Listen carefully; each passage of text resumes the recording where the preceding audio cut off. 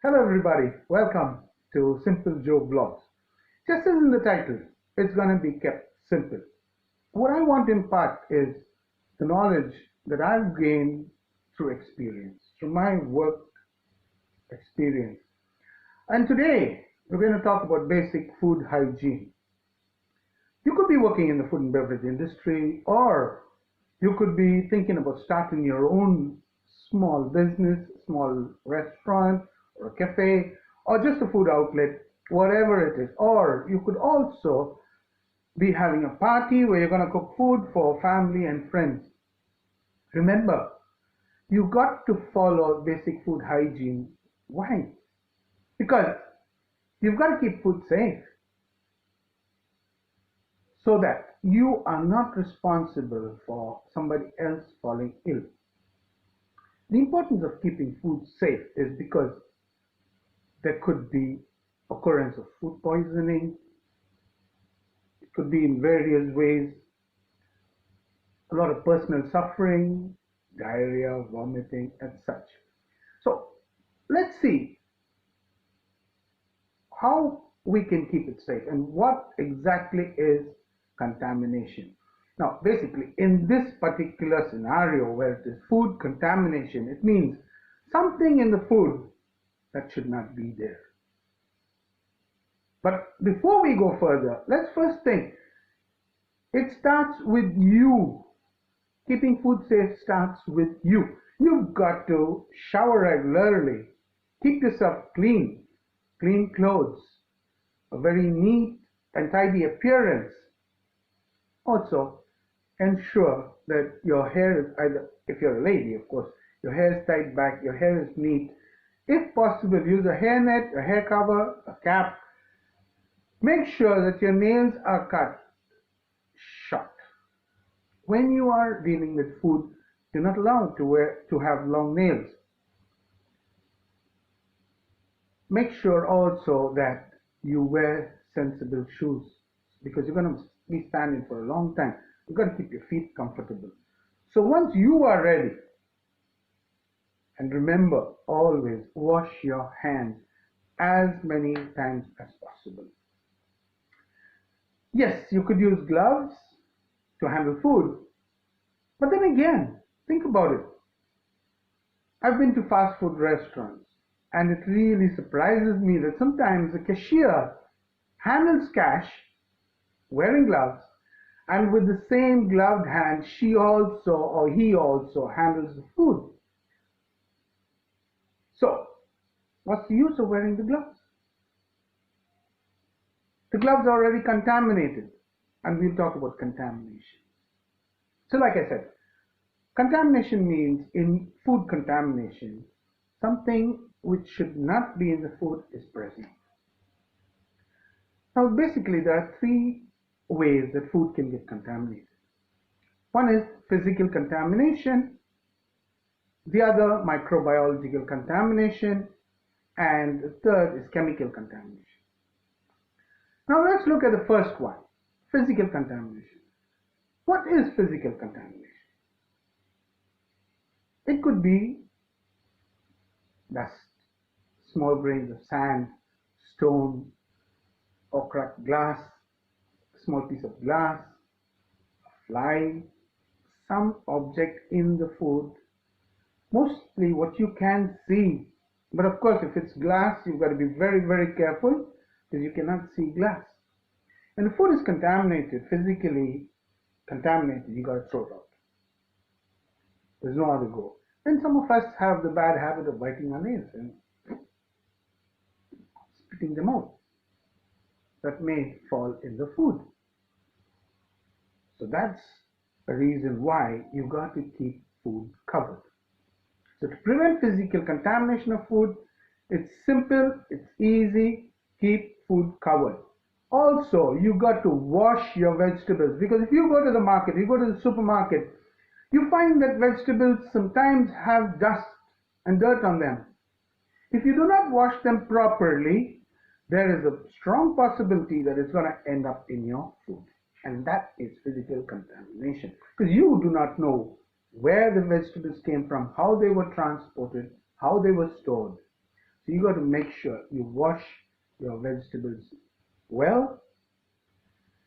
And they do have tablets, small tablets or powder which you can use, which is food safe, to wash your vegetables. So you can get them as well. That's how you control or eliminate the physical contamination. Now let's look at chemical contamination. How does this occur? Again, your vegetables that are from the farm, they still do have some residue on them, residue of pesticide that could be used in the farm. Now this has to be cleaned, because if you do not wash them well, that pesticide is again going to contaminate the food that you prepare. So it could be pesticides, it could be that you unknowingly, which of course is not allowed in food and beverage outlets as per the government regulations. You cannot use any sprays. But if you're at home and then you use a spray, you use an air spray, aerosol spray to kill insects, that can land up on your food. So again, keep your food covered so that spray doesn't fall in. But in the first place, do not use any sprays in the proximity of food. Then again, there's another chance that when you wash your utensils or your crockery, cutlery, you use dishwash soap, of course. If you do not rinse them well, that residue could also end up in your food.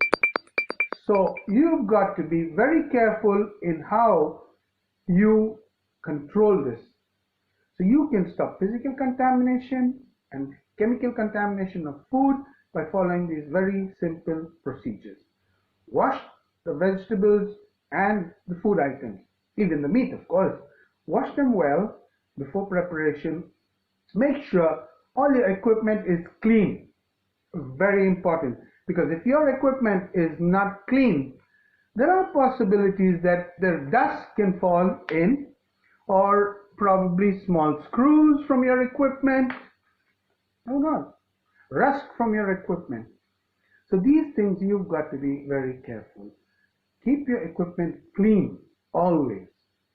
The dishes, the utensils, everything that you use for food, keep them clean. Keep your food covered. This will eliminate the physical contamination and also chemical contamination of your food. Another thing to keep in mind is allergies. There was an incident a few years back in the US where a girl, she was approximately, I think, 20 years of age. So she went out for a date with a guy. They went out, they had a good time in the evening, and then later on, after everything was over, she came back to his apartment. Now she had gone to the toilet while he went to the kitchen, prepared a sandwich and ate it. Then later they sat on the couch and they were just enjoying something on TV, and they kissed. As soon as they kissed, the girl collapsed. The guy was in shock. He did not know what to do. Then he immediately called the ambulance. They arrived, they tried to revive her, but she passed away. What happened? Excuse me. He had made a peanut butter sandwich in the kitchen while she was in the toilet. Now this was her first date with this guy. She had already broken up with her ex. He did not know anything about her. So he did not know that she was allergic to peanuts. She was allergic to peanuts, and just the traces of peanuts from his mouth killed her. So be very careful, guys. When you are dealing with anybody who has an allergy, be very careful, because allergy also can cause serious illness and also death. So when people do have allergies, some people are allergic to chicken, some people are allergic to shellfish, and many people are allergic to nuts. So be very careful how you deal with people. If they don't want it, don't give it. I had the experience once. I was in a fast food outlet. I was training staff there, and I was just monitoring how they work, assisting them as well. When a lady walked in, and she said, I'd like a sandwich. We try to always sell something which is more expensive as usual. So I told her, why not try the Saj bread? We made the Saj bread. We make the Saj bread in our kitchen. So I told her, why not try the Saj bread? Because it was more expensive than the smaller one. And but also was tastier. That I'm very sure. So I told her, it is tastier and it's very nice.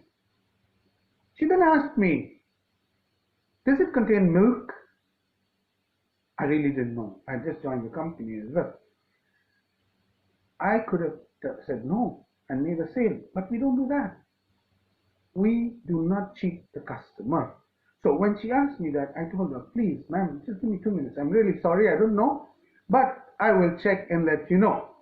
I immediately called the executive chef because I had direct access.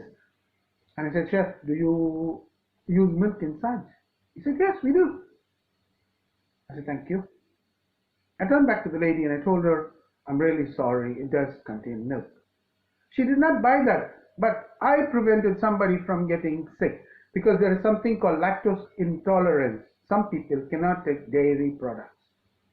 And once they inform you, make sure, 100% sure that you do not give them something that contains an allergen. Because what will happen?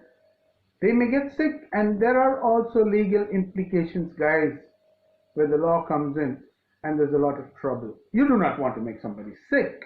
The same way, you do not want trouble either. So keep it very safe and simple. Guys, in the next vlog, we're going to look at microbiological contamination, which is very interesting. And as I said, I'm going to keep it simple, give you the basics, so you have an idea, you know what you're working with, you know what you're looking for, you know how to prevent microbiological contamination in food. So, thank you very much for watching, and please don't forget to like, subscribe and share. Share the videos with your friends, with your family, so they also can learn something. And please do comment below and I will answer them. So until the next, bye from me, Simple Joe Vlogs. Thank you very much for watching. Have a lovely day, guys.